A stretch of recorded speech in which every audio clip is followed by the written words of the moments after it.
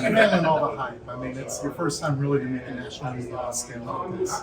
You having fun with it? What's the biggest challenge? Yeah, it's been fun. At first, I was like, I'm gonna go to Atlanta during the week, but it's a blessing. It's my first time doing this, and I'm fired up. Man. Is that the NFC?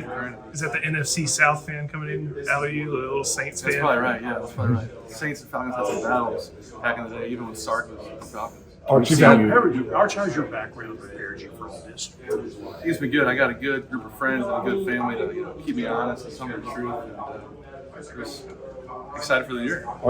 You've had 2 starts, and you've also was playing a little bit yet last year. But what gives you the confidence that you're ready to lead this team this season?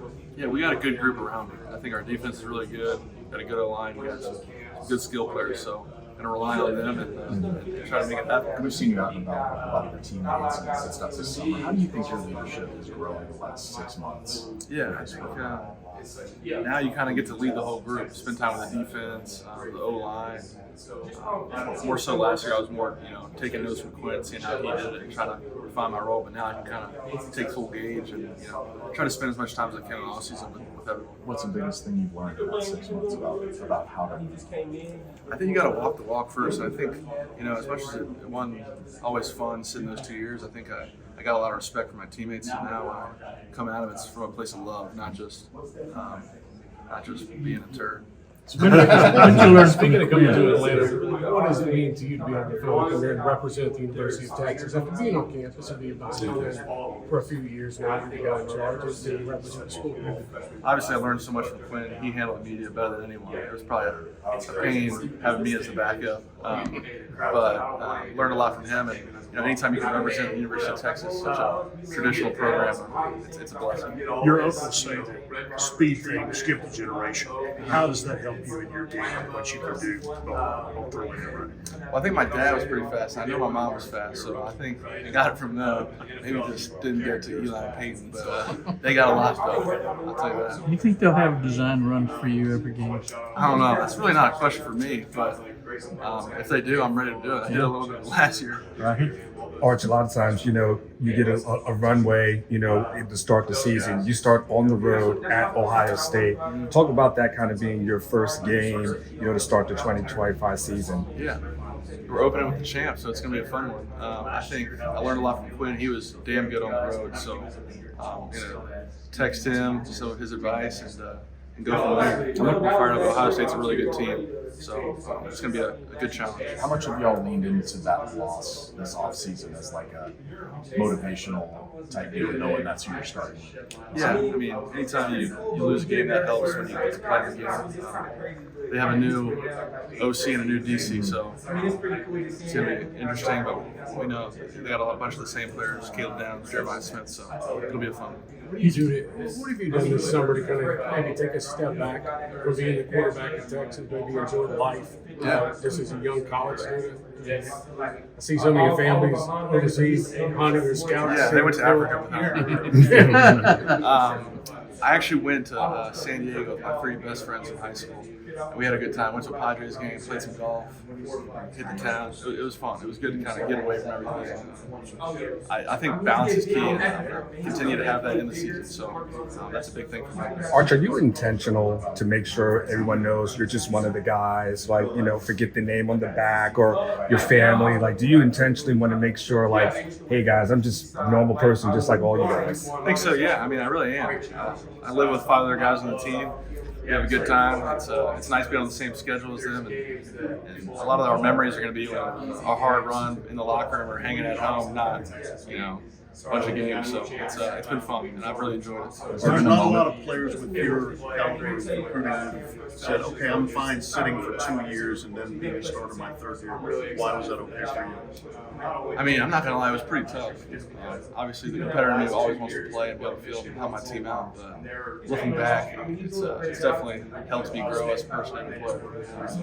I'm blessed for that. Arch, I asked Coach Sark why he picked you and Anthony and Michael to be ambassadors for the University of Texas, come here and represent them. What does it mean to you to be that ambassador?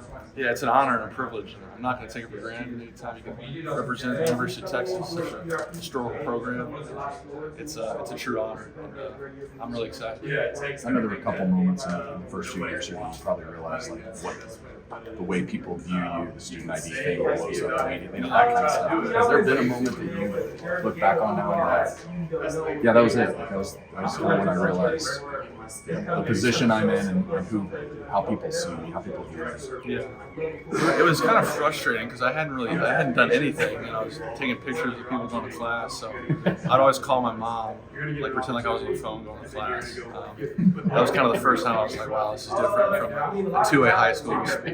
Just no one cares about me. Who do you live with? I live with Colton Bosick, Rhett Anderson, Will Randall, Parker Livingston, and Bryce Chambers. Nice. So it's a good group. Arch, as a leader in this team, you guys were tired of being close, getting semifinals 2 years in a row. How do you kind of feel that as a leader in this team that there's that hunger that he was talking about? Yeah, we got a young and hungry group, and I think we're really close. With about 95% of the team, I can go out and talk a lot of crap with without it being a fight. So it's been fun, and we're a close team, and we want to get over the hump.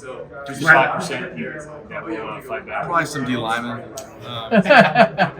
I'm careful with what I say with DJ Campbell. He'll get after you. Arch, in Louisiana, you mentioned Jack Injuries as maybe a guy folks don't know yet. Yeah. They will by the end of the season. What makes him special, and I mean, what are your first initial thoughts after a few throwing sessions? Yeah, I mean, he's only been here for a handful of weeks, and he's already one of the leaders on the team. He's a really hard worker, always asks me to watch extra film, go over the installs. So whenever you get a guy like that, you're just pumped, especially as a quarterback. Some guy wants to do the extra work as much as you. It's fun. Did you have a concussion against Ohio State? What? Did you have a concussion against Ohio State? No. Number 8 hit me pretty hard, but Yeah. no concussion. Arch, what's your relationship like with Wingo on and off the field? Wingo's my dog. He's the man. Y'all would all love Wingo. He's just a great guy and a great player. We threw yesterday, so yeah, he looks good. He's running fast. Along the lines of CJ's question, last year it was mostly Quinn who had to get tight with Golden, get tight with Vaughn. You had to, but he was a starter. This year you're the starter. You have to get tight with Mosley and injuries. How's that process going now that it's your job to do that, be the primary guy?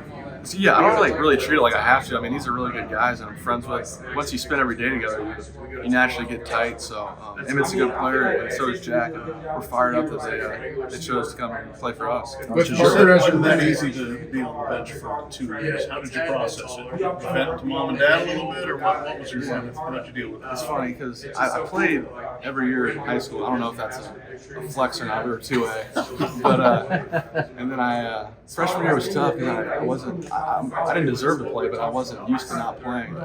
So I would Paul Christ was on our staff, and I always go in his office. We would watch film, and it was like an hour of watching film, an hour of me venting. So I'm always grateful for him. I still keep in touch with him. He's a great guy.